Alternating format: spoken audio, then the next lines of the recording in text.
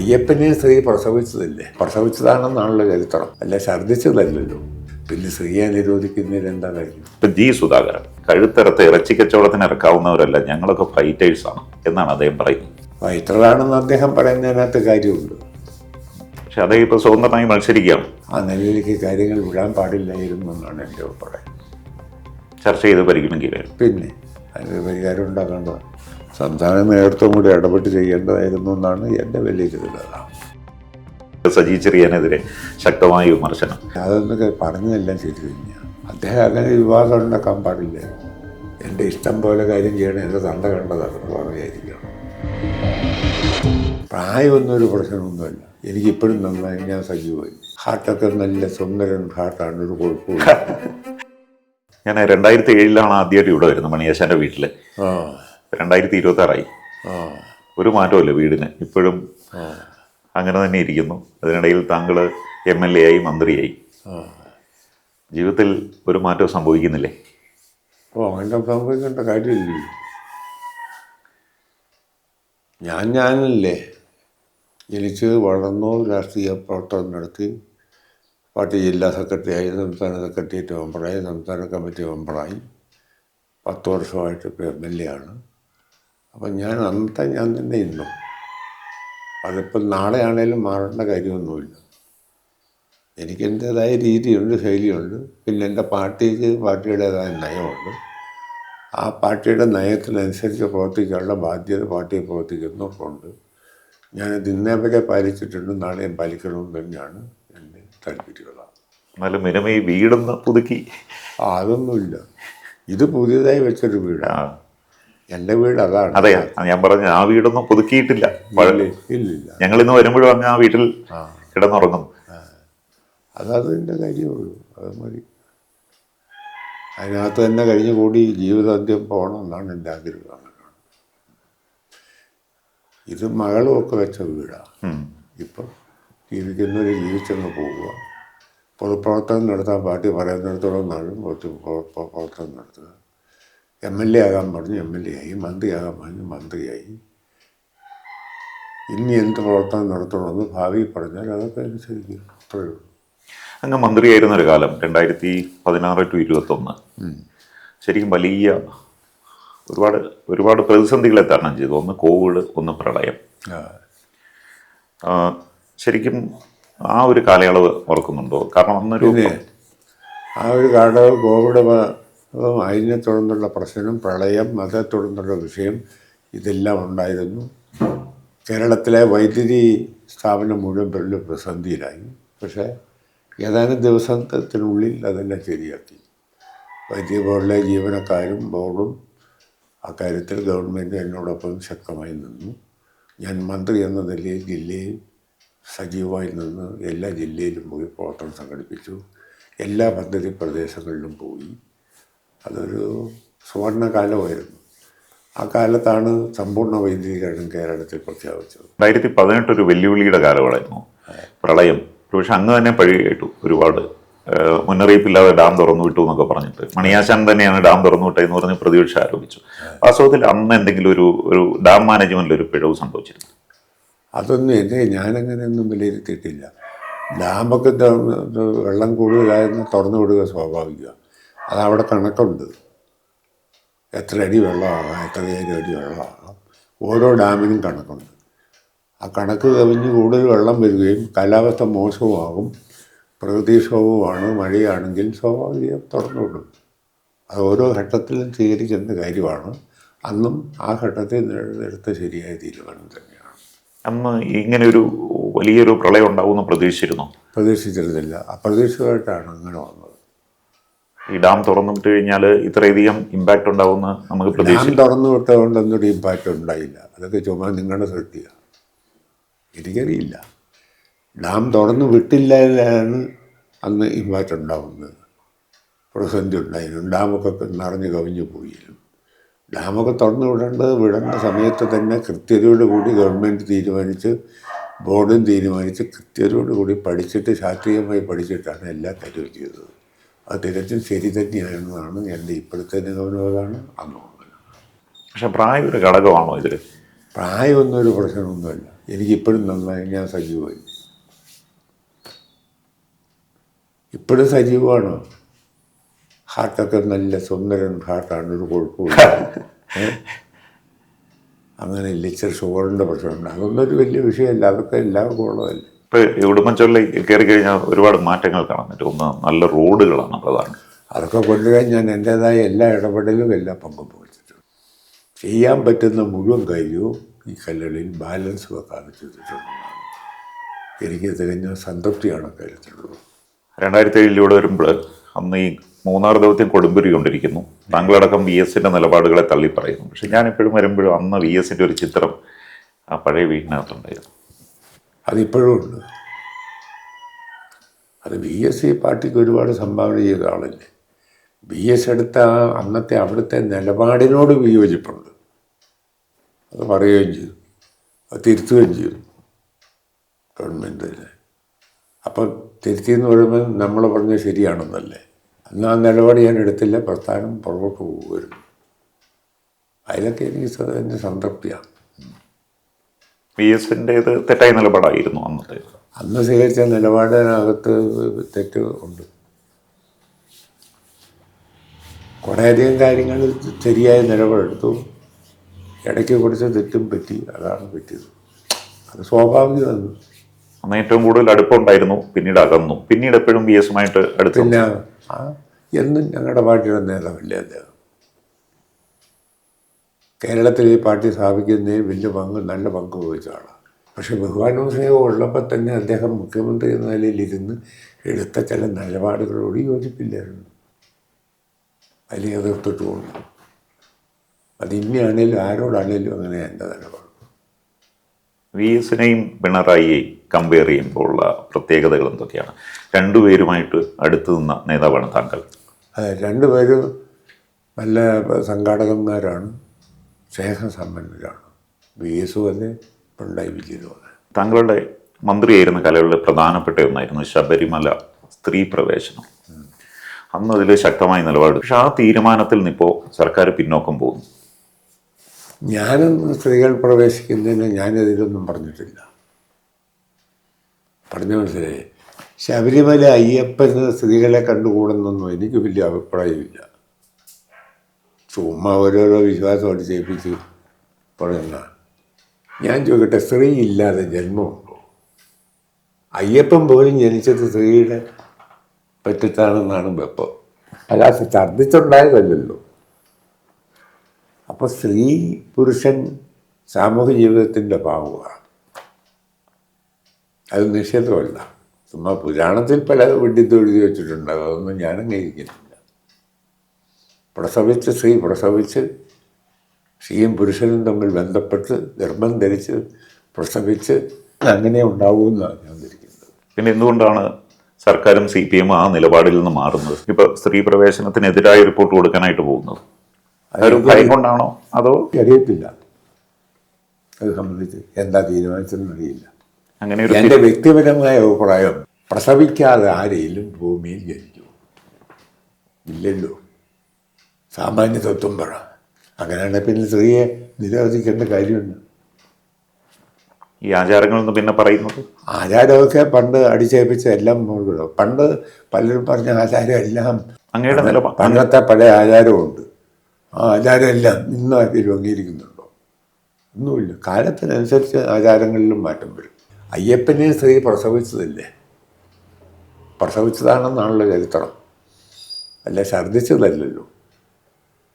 അയ്യപ്പനെ MM മണിയെ സ്ത്രീ പ്രസവിച്ചതാണ്, എൻ്റെ അമ്മ പ്രസവിച്ചതാണ്. ഈ രാജ്യത്ത് എല്ലാവരും ജനിച്ചത് അങ്ങനെയാണ്. അച്ഛനും അമ്മയും ഇണചേർന്ന് അമ്മമാർ പ്രസവിച്ച് ഉണ്ടായതാണ്. അയ്യപ്പനും അങ്ങനെ ഉണ്ടായത്. പിന്നെ സ്ത്രീയെ നിരോധിക്കുന്നതിൽ എന്താ കാര്യം? എനിക്ക് എൻ്റെ യുക്തി മനസ്സിലായില്ല. എല്ലാ കാര്യത്തിനും സ്ത്രീ വേണം, പിന്നെ എന്തിന്? എൻ്റെ ചിന്തയതാ. ദേവസ്വം ബോർഡ് തന്നെ തീരുമാനം തിരുത്തി. അങ്ങനെ സ്ത്രീ പ്രവേശനത്തിന് എതിരായി ഉള്ള റിപ്പോർട്ടാണ് സുപ്രീം കോടതിയിൽ കൊടുക്കുന്നത്. പിന്നെ അതേപോലെ തന്നെ ഇപ്പം സർക്കാരും തിരുത്തുന്നു. ഇപ്പം പ്രത്യേക സർക്കാർ തിരുത്തിയാലും എനിക്കതിനോടൊന്നും യോജിപ്പില്ല.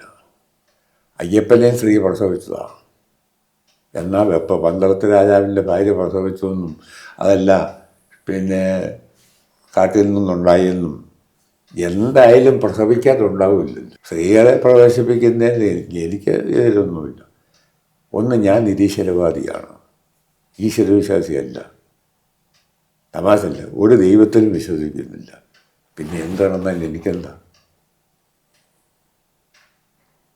എനിക്കൊന്നുമില്ല. പക്ഷേ ആരുടെയും വിശ്വാസത്തെ ഞാൻ ചോദ്യം ചെയ്യാറില്ല, വ്രണപ്പെടുത്താറില്ല. അതെൻ്റെ കാഴ്ചപ്പാടാണ്. ഈ അന്ന് സ്ത്രീകളെ പ്രവേശിപ്പിച്ചത് സർക്കാരിൻ്റെയോ പാർട്ടിയുടെയോ ഒരു കൂടിയാലോചനയോടുകൂടിയായിരുന്നു. ഞാൻ ചോദിക്കട്ടെന്ന്, സാമാന്യ ബുദ്ധിക്ക് ഇന്നത്തെ ആധുനിക യുഗത്തിൽ നിൽക്കുന്നവർക്ക് സ്ത്രീ പ്രസവിച്ചാണ് അയ്യപ്പനുണ്ടായത്, എല്ലാവരും ഉണ്ടായത്. പിന്നെ സ്ത്രീയെ എന്തിനും ഒഴിവാക്കണം? എൻ്റെ ചിന്ത അതാ ഇപ്പോഴും. അതെൻ്റെ വ്യക്തിപരമായ ചിന്തയാണ്. പിന്നെ പാർട്ടി ഇത് സംബന്ധിച്ച് എന്താ അവസാന തീരുമാനം എടുത്തതെന്ന് എനിക്കറിയില്ല. ഇപ്പോൾ നിയമസഭാ തെരഞ്ഞെടുപ്പ് വരുന്നു, ഇതിനകത്തൊരു പ്രായപരിധിയുടെ പ്രശ്നമുണ്ടോ? ഇപ്പം ഞാൻ പറയുന്നത്, ഇപ്പം ജി സുധാകരൻ്റെ നിലപാട് അദ്ദേഹം പറയുന്ന, അദ്ദേഹം ഒരു ടീമിൽ അദ്ദേഹത്തെ 2 ടീം എന്ന് പറഞ്ഞിട്ട് അദ്ദേഹത്തെ മാറ്റി നിർത്തുന്നു. അതിനുശേഷം അദ്ദേഹത്തോടൊപ്പം മാറ്റി നിർത്തിയ ഐസക്കിനെയും ആരിഫിനെയും മത്സരിപ്പിക്കുന്നു. അതാണ് അദ്ദേഹം ചോദ്യം ചെയ്യുന്നത്. പിന്നെ അദ്ദേഹം ഒരു പ്രായത്തിൻ്റെ പേരിൽ അദ്ദേഹം പറഞ്ഞൊരു വാചകം ഭയങ്കര ടച്ചിങ് ആണ്. അതായത് ഈ ഒരു പ്രായപരിധി കഴിഞ്ഞാൽ കഴുത്തറത്ത് ഇറച്ചി കച്ചവടത്തിന് ഇറക്കാവുന്നവരല്ല, ഞങ്ങളൊക്കെ ഫൈറ്റേഴ്സാണ് എന്നാണ് അദ്ദേഹം പറയുന്നത്. ഫൈറ്ററാണെന്ന് അദ്ദേഹം പറയുന്നതിനകത്ത് കാര്യമുണ്ട്. പക്ഷെ അദ്ദേഹം ഇപ്പോൾ സ്വതന്ത്രമായി മത്സരിക്കുകയാണ്. അതിപ്പം എന്നാ പറയാനാ, ലഘുവായതിന് ശ്രമിക്കേണ്ടതല്ല, ആ നിലയിലേക്ക് കാര്യങ്ങൾ വിടാൻ പാടില്ലായിരുന്നു എന്നാണ് എൻ്റെ അഭിപ്രായം. ചർച്ച ചെയ്ത് പരിഗണിക്കുകയായിരുന്നു. പിന്നെ അതിനൊരു പരിഹാരം ഉണ്ടാക്കേണ്ടത് സംസ്ഥാന നേതൃത്വം കൂടി ഇടപെട്ട് ചെയ്യേണ്ടതായിരുന്നു എന്നാണ് എൻ്റെ വിലയിരുത്തൽ. അപ്പം അദ്ദേഹത്തിൻ്റെ വീട്ടിലേക്ക് മാർച്ച് നടത്തുന്നു, വീടിന് മുമ്പിലേക്ക് മാർച്ച് നടത്തുന്നു, പോലീസ് പ്രൊട്ടക്ഷൻ. അതൊക്കെ ചുമ്മാ വിട്ടില്ല, വേറെ എന്താ ചെയ്യാൻ പാടില്ല. എന്തിന്? അതൊക്കെ ആലപ്പുഴയിലെ പാർട്ടി ആയതുകൊണ്ട് അങ്ങനെ എന്തെങ്കിലുമൊക്കെ ചെയ്യുന്നു കൂട്ടിയാണ്. പക്ഷെ എന്നാൽ ഈ തരത്തിലേക്ക് കൊണ്ടുപോകാൻ പാടില്ലായിരുന്നു. ഒരു വിവാദം ഉണ്ടാവാൻ പാടില്ലായിരുന്നു. അത് ശ്രദ്ധിക്കേണ്ടതാണ്, പരിഹരിക്കേണ്ടതായിരുന്നു. പിന്നെ ഞാൻ താങ്കളോട് ഒരു സംശയം ചോദിക്കട്ടെ. കോടിയേരി ബാലകൃഷ്ണൻ പാർട്ടി സെക്രട്ടറി ആയിരുന്നു. ആ കാലത്ത് താങ്കൾ ഏറ്റവും പ്രധാനപ്പെട്ട വഴികളിലും മന്ത്രിയും MLA ഒക്കെ ആയിട്ടിരുന്നു. ഇപ്പോൾ MV ഗോവിന്ദൻ വന്നു. ഈ രണ്ടുപേരെ ഒന്ന് കമ്പയർ ചെയ്യാൻ പറ്റും? ഞാൻ പലപ്പോഴും ഓരോരുത്തർക്കും ഓരോ പ്രത്യേക ഗുണമുണ്ട്. EK നായനാർക്ക് പ്രത്യേക രീതി ശൈലി ഉണ്ടായിരുന്നു. VS അച്യുതാനന്ദന് പ്രത്യേക രീതി ശൈലിയുണ്ട്. EMS നമ്പൂതിരിപ്പാടിന് പ്രത്യേക രീതി ശൈലിയുണ്ട്. ഇവരെല്ലാം വളരെ അടുത്തറിയാവുന്ന ഒരാളാണ് ഞാൻ. പിണറായി വിജയൻ അദ്ദേഹത്തിൻ്റെതായ രീതി ശൈലിയുണ്ട്. കോടിയേരി ബാലകൃഷ്ണൻ അദ്ദേഹത്തിൻ്റെതായ രീതി ശൈലിയുണ്ട്. MM മണിക്ക് എൻ്റേതായ രീതി ശൈലിയുണ്ട്. എന്നാൽ ഏത് വ്യക്തിപരമായ ശൈലിയും രീതി ഉണ്ടെങ്കിലും പാർട്ടിയുടെ പൊതു കാഴ്ചപ്പാടിലും തത്വങ്ങൾക്കും വിധേയമായി പോവുക എന്നുള്ളതാണ് ഏത് പാർട്ടി പ്രവർത്തകൻ്റെയും ബാധ്യതയും കടമയെന്നാണ് ഞാൻ കരുതുന്നത്. പല നേതാക്കളുമായി സംസാരിക്കുമ്പോൾ MV ഗോവിന്ദൻ്റെ ശൈലി വിമർശന വിധേയമാകുന്നുണ്ട്. എനിക്കതേപ്പറ്റി ഞാനങ്ങനെയൊന്നും ചിന്തിച്ചിട്ടില്ല. അങ്ങനെ കൊള്ളാവുന്നൊരു സഖാവായിട്ടാണ് എനിക്ക് തോന്നിയിരിക്കുന്നത്. അങ്ങനെ ചുമ്മാതെ പടച്ചു കയറി സെക്രട്ടറി ആയതല്ലല്ലോ, തിരഞ്ഞെടുത്തതാണല്ലോ. ഓരോ പാർട്ടിയുടെ നേതാക്കന്മാർക്കും അവരുടേതായ വ്യക്തിപരമായ ശൈലിയും ചിലർക്ക് ചില ദൗർബല്യവും പോരാഴിയും എന്നാൽ കൂട്ടുപ്രവർത്തനം സംഘടിപ്പിച്ച് അതെല്ലാം പരിഹരിച്ചങ്ങ് പോവുക എന്നുള്ള സമ്പ്രദായമാണ് നടക്കുക. പക്ഷെ ഭാര്യയെ മത്സരരംഗത്ത് ഇറക്കുന്ന ഭയങ്കര വിമർശനങ്ങൾക്ക് വഴിവെച്ചിട്ടുണ്ട്. അവർ മത്സരിക്കാൻ യോഗ്യതയുണ്ട്, അവർ മത്സരിക്കുന്നുണ്ട്, എന്താ കുഴപ്പം? ഞാൻ ചോദിക്കട്ടെ, MV ഗോവിന്ദൻ തീരുമാനിച്ച് ഭാര്യയെ സ്ഥാനാർത്ഥിയാക്കാൻ തീരുമാനിച്ചു എന്നൊന്നും ഞാൻ കരുതുന്നില്ല. ശ്യാമളയെ മത്സരിപ്പിക്കാൻ തീരുമാനിച്ച് അവിടെ പാർട്ടിയുടെ ജില്ലാ കമ്മിറ്റിയും അവിടുത്തെ കമ്മിറ്റിയും മത്സരിപ്പിക്കാൻ തീരുമാനിച്ചതാണ്. എങ്കിൽ അത് അവിടെ തീരുമാനിച്ച പാർട്ടി ചർച്ച ചെയ്യാതെ MV ഗോവിന്ദൻ തിരുവനന്തപുരത്തിരുന്ന് അങ്ങനെ തീരുമാനിക്കാൻ നിങ്ങൾ തോന്നുന്നുണ്ടോ? അങ്ങയുടെ ജീവിതത്തിലൊരു സുപ്രധാന കാലയളവായിരുന്നു ആ മണക്കാട് പ്രസംഗത്തിൻ്റെ പേരിൽ അറസ്റ്റ് ചെയ്യപ്പെട്ട് ജയിലിൽ പോകുന്നത്. തിരിഞ്ഞു നോക്കുമ്പോൾ എന്ത് തോന്നുന്നു? ഒന്നും തോന്നുന്നില്ല. അന്ന് എനിക്ക് തോന്നിയത് ഞാൻ പറഞ്ഞു. അന്നൊരു ജയിൽവാസം വരെ വരും എന്ന് കരുതിയിരുന്നു. അതൊന്നും പ്രശ്നമില്ല. അങ്ങനെ ജയിൽവാസം എത്ര പ്രാവശ്യം എന്നെ ജയിലിലടച്ചിട്ടുണ്ട്, അറസ്റ്റ് ചെയ്തിട്ടുണ്ട്, കേസ് പ്രതിയായിട്ടുണ്ട്. അതൊന്നും ഒരു മൈൻഡ് ചെയ്യില്ല. അപ്പോഴപ്പോഴും അതിൻ്റെ കാര്യത്തിൻ്റെ അടിസ്ഥാനത്തിൽ പ്രതികരിക്കും. വരുന്നതിനെ നേരിടും, കേസ് വന്നാൽ അതിനെ നേരിടും, കോടതി പോകണമെങ്കിൽ കോടതി പോകും, നല്ല വക്കീലിനെ വെച്ച് കേസ് നടത്തും. എത്രയോ കേസ് ഞാൻ പ്രതികരിക്കുന്നു. അയാളൊന്നും തിരിഞ്ഞു നോക്കി എനിക്ക് ദുഃഖിക്കാറൊന്നുമില്ല. വന്നു പോയാൽ പോയി. അന്ന് പീരുമേട് ജയിലിലായിരുന്നില്ലേ? ആ, പീരുമേട് ജയിലിൽ ഞാൻ 3 പ്രാവശ്യം കിടന്നിട്ടുണ്ട്. ദേവളം ജയിലിൽ 3 പ്രാവശ്യം കിടന്നിട്ടുണ്ട്. ആ കാലയളവ് ഓർക്കുന്നുണ്ടോ? പീരുമേട് ജയിൽ എങ്ങനെ? പിന്നെ പ്രത്യേകിച്ച് ഭയങ്കര പീരുമേട് ജയിലിലും അടിയന്തരാവസ്ഥയിലും മുതൽ ഞാൻ ഈ ജയിലുകളിലൊക്കെ കിടന്നിട്ടുണ്ട്. ദേവളം ജയിലിലും പീരുമേട് ജയിലിലും. അന്ന് തിരുവഞ്ചൂരായിരുന്നു ആഭ്യന്തരമന്ത്രി. ആ, തിരുവഞ്ചൂരാധാകൃഷ്ണനാണ് എന്നെ അറസ്റ്റ് ചെയ്യിച്ചതൊക്കെ. അതൊന്നും അന്നത്തെ ഘട്ടത്തിൽ അങ്ങേരെ രാഷ്ട്രീയക്കാരനാണ്. അയാളുടെ ഗവൺമെൻറ് നയം അതനുസരിച്ച് ചെയ്തു. ഒരു നാളിന് മൂലം വരാനൊരു ഓണം വരാനൊരു മൂലം വേണമെന്ന് പറഞ്ഞ പോലെ ആ അറസ്റ്റും ഭീഷണിയും എന്നെ ജയിലിൽ അടച്ചതുമൊക്കെ ഞാൻ എം മണി എന്ന രാഷ്ട്രീയക്കാരൻ ഉയർന്നു വരാൻ കാരണം. അല്ല ഞാൻ എവിടെയെങ്കിലുമൊക്കെ പ്രവർത്തനത്തിനായിട്ട് പ്രാദേശികമായി കഴിഞ്ഞു കൂടുന്നതാണ്. എന്നെ അടിച്ചമർത്തിയാണ് എന്നെ അങ്ങ് ഉയർത്തിയിരിക്കുന്നത്. അത് ഒരു പങ്ക് അവർക്കുമുണ്ട്, അടിച്ചമർത്തി കൊടുക്കണം. കാരണഭൂതന്മാരാണ്. അന്ന് എന്ത് ചെയ്യായിരുന്നു പ്രത്യേകിച്ച്? എല്ലാ വായനയൊക്കെ നിർത്തുമായിരുന്നു. വല്ല പുസ്തകമോ പത്രമോ ഒക്കെ കിട്ടും, വായിക്കാം. അങ്ങയുടെ വാക്കുകൾ പലപ്പോഴും വലിയ വിവാദങ്ങൾക്ക് ഒഴിച്ചിട്ടുണ്ട്. ഏറ്റവും ഒടുവിൽ സജി ചെറിയാനെതിരെ ശക്തമായ വിമർശനം. ചിലപ്പോൾ അത് അതിരുവിട്ട് പോവുകയും ചെയ്യും. അതൊന്നൊക്കെ പറഞ്ഞതെല്ലാം ശരി തന്നെയാണ്. ഞാൻ പറയാം, ഞാൻ ഈ പാർട്ടിയിൽ വന്നിട്ട് ഇത്രയും വർഷമായി. 40 വർഷമായി സംസ്ഥാന കമ്മിറ്റി മെമ്പറായി പ്രവർത്തിക്കുകയാണ്. ചെറിയ വിദ്യാഭ്യാസം. പാർട്ടി മെമ്പർഷിപ്പ് കിട്ടിയപ്പം മുതൽ വൈസമ്മാൽ ലോക കമ്മിറ്റി സെക്രട്ടറി ഒരു പഞ്ചായത്ത്, അത് കഴിഞ്ഞ് രാജാക്കാട് LC സെക്രട്ടറി 5 പഞ്ചായത്ത്, അത് കഴിഞ്ഞ് ജില്ലാ കമ്മിറ്റി മെമ്പർ, ഇടുക്കി ജില്ലാ കമ്മിറ്റി മെമ്പർ, അത് കഴിഞ്ഞ് 16 പഞ്ചായത്ത് അടങ്ങുന്ന ദേവികുളം താലൂക്ക് കമ്മിറ്റി, അന്ന് ഉടുമ്പൻചോലയുടെ കുറേയുടെ ഭാഗം കൂടെ ചേർത്ത അതിൻ്റെ താലൂക്ക് സെക്രട്ടറി, ഇടുക്കി ജില്ലാ സെക്രട്ടേറിയറ്റ് മെമ്പർ, ഇടുക്കി ജില്ലാ കമ്മിറ്റി മെമ്പർ, ജില്ലാ സെക്രട്ടേറിയറ്റ് മെമ്പർ, 28 വർഷം ജില്ലാ സെക്രട്ടറി, 40 വർഷം സംസ്ഥാന കമ്മിറ്റി മെമ്പർ, 8 വർഷം സംസ്ഥാന സെക്രട്ടേറിയറ്റ് മെമ്പർ, 10 വർഷം MLA, 5 വർഷം മന്ത്രി. ഇത്രയെല്ലാം ആക്കി കഴിഞ്ഞ് നാളെ ഞാൻ ഈ പാർട്ടിക്കെതിരെ പ്രവർത്തിക്കുന്നത് ശരിയല്ല, നീതിബോധത്തിന് നിൽക്കുന്നതല്ല, ശരിയല്ലെന്നാണ് എൻ്റെ അഭിപ്രായം. എല്ലാം ഈ പാർട്ടിയിൽ നിൽക്കുന്ന എല്ലാ വ്യക്തികളും അഭിപ്രായം മാനിച്ചാണ് തീരുമാനം എടുക്കുന്നതെന്നൊന്നും കരുതുന്നില്ല. ചിലപ്പോൾ ഇഷ്ടക്കേട് വരും, നമുക്ക് വിയോജിപ്പ് വരും. വിയോജിപ്പ് വന്നാലും പാർട്ടിയുടെ പൊതു തീരുമാനം അംഗീകരിച്ച് പോകണം. ആരാണേലും ഇന്നേ വരെ ഞാൻ ഈ പാർട്ടിയെ കൂടിയിട്ട് എനിക്ക് ഇഷ്ടമുള്ള കാര്യം മാത്രമൊന്നുമല്ല ചെയ്തിരിക്കുന്നത്, ഇഷ്ടമില്ലാത്ത കാര്യവും ചെയ്യേണ്ടി വന്നിട്ടുണ്ട്. പാർട്ടിയുടെ പൊതു തീരുമാനം പാലിച്ചേ പോയേ പറ്റൂ. പാർട്ടി തുടരണമെങ്കിൽ എൻ്റെ ഇഷ്ടം പോലെ കാര്യം ചെയ്യണം, എൻ്റെ തണ്ട കണ്ടത് വകയായിരിക്കണം. ഇതിനകത്ത് ഓരോരുത്തർക്കും ഇത് ബാധകമാണ്. പറഞ്ഞുകൊണ്ടില്ലേ, അപ്പം കണ്ട വകയല്ലല്ലോ ഇതൊരു പൊതുപ്രസ്ഥാനമില്ലേ, ഇതിൽ പൊതു നയങ്ങളില്ലേ, അത് പാലിച്ച് പോകണം. പറഞ്ഞാൽ മനസ്സിലായി. വാക്കുകൾ ഇങ്ങനെ പല വിവാദങ്ങൾക്ക് തിരികൊളുത്തുമ്പോൾ പിന്നീട് അതിലൊരു അങ്ങനെയൊന്നും തോന്നാറില്ല. ഇല്ല, പറഞ്ഞത് തന്നെ.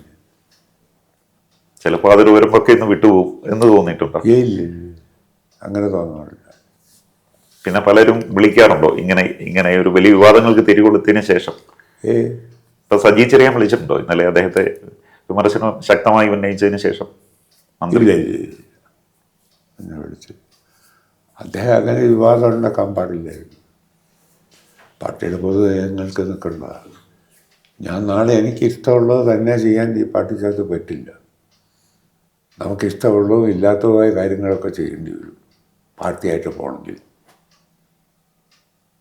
പറഞ്ഞ ഈ പാർട്ടിയിലുള്ള എല്ലാവർക്കും അത് ബാധകമാണ്. എൻ്റെ ഇഷ്ടമാരെ എന്ന് പറഞ്ഞാൽ എൻ്റെ തന്ന കണ്ട വകയായിരിക്കുന്നത്. നമ്മുടെ കുടുംബവക അല്ലല്ലോ പാർട്ടി. പാർട്ടി പൊതുപ്രസ്ഥാനമാണ്. അതിൻ്റെ പൊതു നയം, പൊതു ഭരണഘടന, അതിൻ്റെ തത്വം, അതിൻ്റെ പൊതു കാഴ്ചപ്പാടിനനുസരിച്ച് പോകാനുള്ള ബാധ്യത പാർട്ടി ബ്രാഞ്ചിലുള്ളവർക്കും PVയിലുള്ളവർക്കും അടക്കം ബാധകമാണ്. എനിക്കും മണിക്കും ബാധകമാണ്, എല്ലാവർക്കും ബാധകമാണെന്നാണ് ഞാൻ കരുതുന്നത്. മണിയാശാൻ ഇത്രയും 2 തവണ MLA ആയി, മന്ത്രിയായി. മണിയാശാൻ്റെ ഒരു നിക്ഷേപം എന്താണ്? എനിക്ക് പെൻഷൻ കിട്ടുമെന്നുള്ള നിക്ഷേപമുണ്ട്. ഞാൻ മന്ത്രിയായിട്ടൊന്നും ഒന്നും ഉണ്ടാക്കിയിട്ടൊന്നുമില്ല. എനിക്ക് മന്ത്രിയായി മത്സരിച്ചത് തന്നെ ഞാൻ യഥാർത്ഥത്തിൽ ഭാവി വലിയ പെൻഷനും കിട്ടും, എൻ്റെ മക്കൾക്ക് അല്ലെങ്കിൽ ഞാനൊരു ബാധ്യതയാകുമെന്നതുകൊണ്ടാണ് മത്സരിച്ചത്. 2 ടേണായി. അതുകൊണ്ട് ഇനി പിരിഞ്ഞാലും പെൻഷൻ കിട്ടും. ഈ പഴയ മക്കൾക്കൊരു കൈത്താങ്ങായിരിക്കും. ഈ പഴയ വീടൊന്ന് പൊളിച്ചു പണിയണമെന്ന് തോന്നിയിട്ടില്ല ഇതുവരെ? അതില്ല, തോന്നിയില്ല. അതാണ് എൻ്റെ വീട്. അതെ, അത് അങ്ങനെ തോന്നിയിട്ടില്ല. അത് മതി, അതിനകത്ത് കിടന്ന് അന്ത്യം വന്നാൽ മതി എന്നാണ് എൻ്റെ. ഇത്രയും രാഷ്ട്രീയ ജീവിതത്തിലൂടെ കടന്നു വന്നു ഒരു ദുഃഖകരമായൊരു കാലയളവ്, അല്ലെങ്കിൽ അങ്ങനെ ദുഃഖമുണ്ടായ ഒരു സന്ദർഭമുണ്ട്. അതുണ്ടല്ലോ. എൻ്റെ ഭാര്യ സഹോദരൻ തങ്ങപ്പനെ ആർഎസ്എസ്സുകാർ വെട്ടി 11 കഷണമൊക്കെ വെട്ടിക്കൊല്ലുകയത് അതെന്നെ വല്ലാതെ വേദനിപ്പിച്ച കാര്യമാണ്. എൻ്റെ അനിയൻ ഗോവിന്ദനെ പോലീസ് കൊണ്ട് വീരമായി തല്ലി, അതെന്നെ വേദനിപ്പിച്ച കാര്യമാണ്. അങ്ങനെ ജീവിതത്തിൽ ഒരുപാട് കാര്യങ്ങളുണ്ട്. മന്ത്രിയാവുമെന്ന് കരുതിയിരുന്നു? ഇല്ല, ഞാൻ കരുതുന്നില്ല. അങ്ങനെ ഒരു കോള് അത് എങ്ങനെയാണ് വന്നത്? അതൊക്കെ വന്നത് പാർട്ടി തീരുമാനിച്ചു. സംസ്ഥാന സെക്രട്ടേറിയറ്റ് എൻ്റെ സാന്നിധ്യത്തിൽ ചർച്ച ചെയ്താൽ അങ്ങനെ തീരുമാനിക്കുക. ആദ്യം MLA ആയി കഴിഞ്ഞപ്പം എന്നെ പാർലമെൻറ്റ് പാർട്ടിയുടെ സെക്രട്ടറിയാക്കി. അത് കഴിഞ്ഞ് അല്പം കഴിഞ്ഞപ്പോഴത്തേനും ഒഴിവ് വന്നപ്പം എന്നെ മന്ത്രിയാക്കി. കോടിയേരി ബാലകൃഷ്ണനാണ് സെക്രട്ടേറിയറ്റ് നിർദ്ദേശം വെച്ചതെന്ന് മന്ത്രി നടത്തുന്നത്. അങ്ങനെ അറിയുന്നതിന് ആ മന്ത്രിയുടെ പണി നല്ല ഭംഗിയായി ചെയ്തു എന്നാണ് എനിക്ക് തോന്നുന്നത്. മന്ത്രി അതിനു ശേഷം ജീവിതത്തിൽ വന്ന മാറ്റങ്ങൾ? ഒന്നുമില്ല. അന്നത്തെ പോലെ ഇന്നും ജീവിക്കുന്നു, ഇന്നത്തെ പോലെ അന്നും. ഇടയ്ക്ക് രാജേന്ദ്രൻ വിട്ടുപോയി. ഞാൻ ചോദിക്കട്ടെ, അയാളെ കമ്മ്യൂണിസ്റ്റ് പാർട്ടിയുടെ പ്രവർത്തിക്കാൻ വന്ന അയാൾ യുവജന സംഘടന, വിദ്യാർത്ഥി സംഘടന, അങ്ങനെ വിവിധ സംഘടന ഉത്തരവാദിത്വം ഏൽപ്പിച്ചു. ഇവിടെ MLA ആക്കി. MLA ആക്കി 2 or 3 പ്രാവശ്യം. ജില്ലാ പഞ്ചായത്ത് മെമ്പറാക്കി, ജില്ലാ പഞ്ചായത്ത് പ്രസിഡൻ്റാക്കി. ജീവിതകാലം മുഴുവൻ ഒരുത്തനെ ചോക്കാൻ പറ്റുമോ?